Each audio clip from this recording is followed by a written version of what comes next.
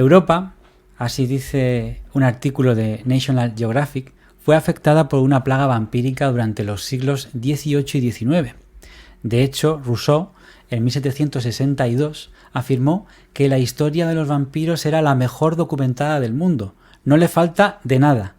Procesos orales, certificados notables de cirujanos, sacerdotes y magistrados. Sin embargo, algunos como Rousseau o Charles Nodier, en 1822, se mostraron escépticos ante la posibilidad de que individuos racionales creyeran en el más absurdo de todos los errores populares. A pesar de ello, ¿por qué tantos otros creyeron en los vampiros y afirmaron haberlos visto? Hoy os traemos un tema que sin duda os va a sorprender, a alucinar, a aterrar. ¿Y si la historia del vampiro más conocido de la literatura fuera verdad? ¿Y si el Drácula de Bram Stoker fuera una historia real? Muy buenas, Isra.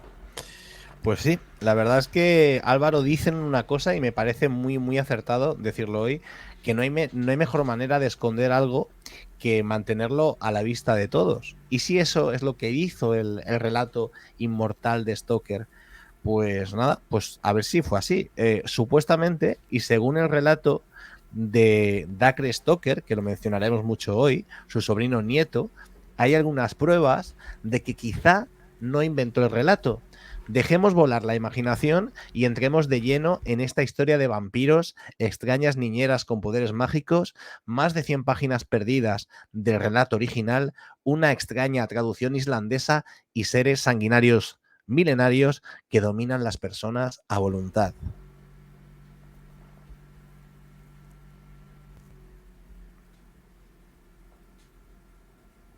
Diario de Jonathan Harker. Notas taquigráficas.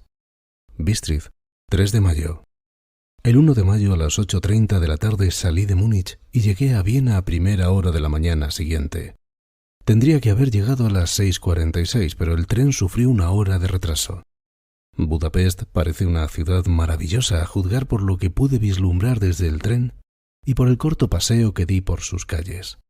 Temí alejarme mucho de la estación, ya que, como habíamos llegado tarde, saldríamos lo más cerca posible de la hora fijada. La impresión que tuve fue que estábamos saliendo del occidente e internándonos en el oriente. Bueno, creíamos que así empezaba Drácula. Lo que acabamos de escuchar es el inicio de la novela o el inicio oficial de esta novela, Isra.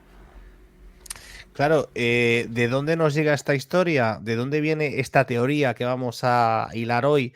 Pues parece increíble, pero esta teoría en esta historia tiene un papel fundamental Paul Allen, que es el co-creador de Microsoft, porque de hecho en su colección de manuscritos es alguien que le encantan estos temas, pues tiene uno de ellos que es muy especial. De hecho tiene el manuscrito del Drácula original.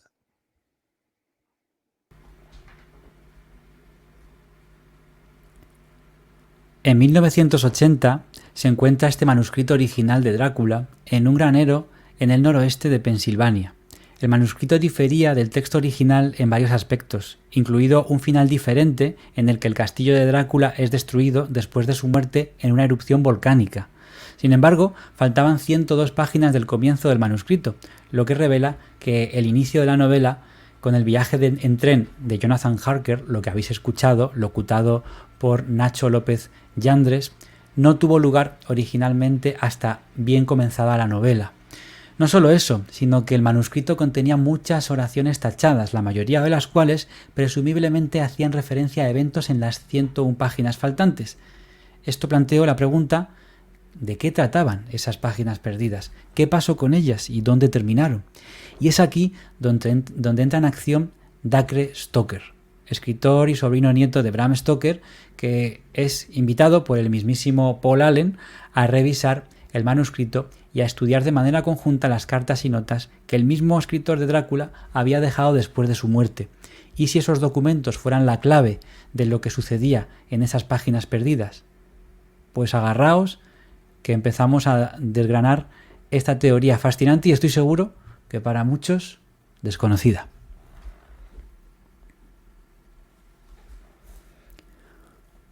Uno de los enigmas más grandes sobre la figura del autor es su extraña muerte, que tuvo el miedo, el terror y las extrañas pesadillas como protagonistas absolutos, o eso dicen.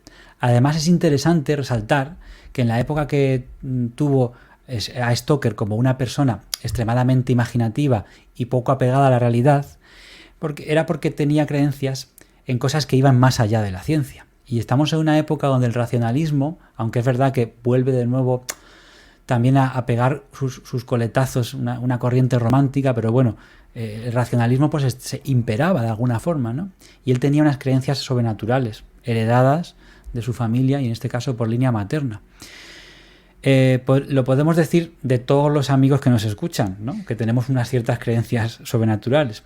El trabajo de Dacre Stoker, en un primer momento se basó en revisar toda la documentación y de qué manera podría esta clarificar la figura de su antepasado, de Bram Stoker. ¿Y qué descubrió en esas cartas, Isra? Pues muchas cosas. Primero se dice, y todo lo que estamos comentando se dice y se cuenta en el libro de Dacre, Drácula, el origen, y dice que dice él que cuando en 1897 Bram Stoker llevó el manuscrito a Otto Killman, que era el editor en Archibald Constable and Company en el Reino Unido, este le dijo que no se podía publicar aquel relato sin correr el riesgo de provocar un pánico generalizado, que de hecho le instaron a hacer algunos cambios. Y así fue como, vuelvo a insistir, según Dacre Stoker, se eliminaron más de 100 páginas del texto original. Se dice, de hecho, que en aquel momento Bram Stoker estuvo a punto de retirar el libro y consciente de que las concesiones significarían que su mensaje se podía acabar perdiendo. No obstante, al mismo tiempo, sabía que sin un editor nadie llegaría a ver ese mensaje. Stoker acabó cediendo y en el transcurso de los meses siguientes trabajó con Killman para volver a dar forma a la novela, no sin que hubiera choques frontales entre ambos con respecto a qué debería permanecer y qué se tenía que eliminar. Se cambió incluso el título del no muerto a Drácula. Cuando por fin se publicó la novela, el 26 de mayo de 1897, se habían eliminado las primeras 101 páginas. Se habían realizado numerosas alteraciones en el texto, se había acortado el epílogo y se había modificado el destino final de Drácula y el de su castillo.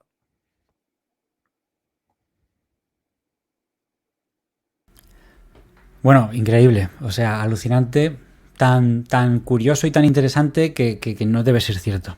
Pero según esto, según Dacre, Stoker afirmaba que los vampiros existían, que eran una realidad y que el libro podía ser una especie de manual de supervivencia. Sí, como lo estás oyendo, manual de supervivencia. Atentos al prefacio eliminado de la primera publicación. Tengo la plena convicción de que los sucesos aquí descritos acontecieron realmente. No cabe la más mínima duda, por increíbles e incomprensibles que puedan parecer a primera vista. Todos aquellos que participaron en esta historia de manera voluntaria o involuntaria son conocidos y respetados. Tanto Jonathan Harker y su esposa, como el Dr. Seward, son amigos míos desde hace años y no dudo de que lo que me cuentan es verdad.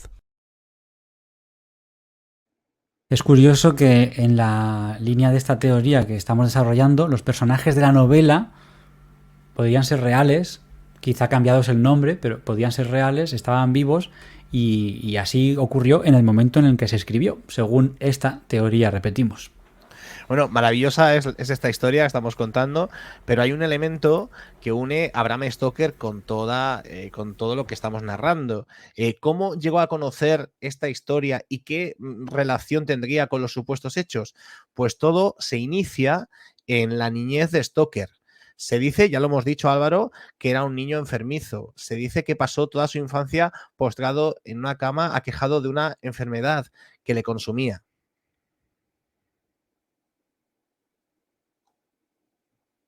Dice lo siguiente, vamos a leer un texto que habla sobre esto. Mi nacimiento en noviembre de 1847 fue complicado. Fue un parto de nalgas con el cordón umbilical alrededor del cuello, a manos del primo de mi padre, un destacado médico de Dublín que me tomó por un niño ya fallecido, ya que no emitía el menor sonido. El tío Edward Alexander Stoker afirmó no encontrar latido ninguno bajo mi piel azulada. Sin embargo, Ellen insistió en que estaba vivo, me arrebató de sus brazos y se puso a respirar por mí, con sus labios sobre los míos durante cerca de 3 minutos, hasta que por fin tosí y me incorporé al mundo de los vivos. Papá y mamá estaban asombrados y el tío Edward declaró que se trataba de un auténtico milagro. Más adelante, mamá me contó que estaba segura de que yo estaba muerto en su vientre, porque rara vez daba patadas. Como madre de 2 hijos, no le faltaba experiencia y estaba convencida. Por ese motivo, no había permitido que papá se decidiera por un nombre. Cuando respiré y demostré que estaba vivo, aceptó el nombre de Abraham, tocayo de mi padre, y me tomó en sus brazos por primera vez. Años después, mamá me contó que Ellen se quedó con un aspecto demacrado y extenuado aquella noche, como si ella también hubiera dado a luz y le hubiera exigido hasta el último gramo de sus fuerzas. En cuanto estuve arropado y a salvo junto a mamá, Ellen se retiró a su cuarto y no volvió a salir de él durante casi 2 días, para gran consternación de papá, que pasó las horas ante su puerta tratando de convencerla para que lo hiciera, ya que necesitaba ayuda tanto con los niños como con mamá. No se vio a la nana, no se vio a Ellen durante 2 jornadas, y por fin apareció al tercer día sin un solo comentario con respecto al episodio, y se reincorporó, sin más, a sus tareas en la casa. Papá la habría despedido de haber contado con una sustituta, pero no había ninguna. Aquí aparece este personaje, Ellen Crone, la niñera de la familia Stoker, personaje importantísimo porque Isra nos va a seguir leyendo parte de este texto. En aquellos 3 primeros días mi estado no había hecho sino empeorar y papá temía que no sobreviviera otra noche más. Respiraba en bocanadas cortas y me atragantaba con los fluidos. Aún estaba por llorar y mis ojos no respondían a los estímulos a mi alrededor. No aceptaba el pecho, no comía nada en absoluto. Ellen trasladó mi cuna a su dormitorio, permaneció a mi lado siempre que estaba despierto y prohibió que los demás me vieran. Insistía en que necesitaba descanso.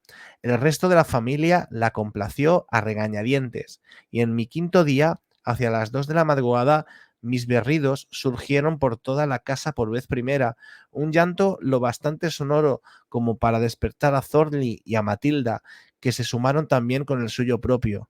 Papá ayudó a mamá a llegar ante el umbral de Ellen y cuando ésta abrió la puerta con mi pequeña silueta envuelta entre los brazos, todo el mundo supo que el peligro había pasado y que viviría.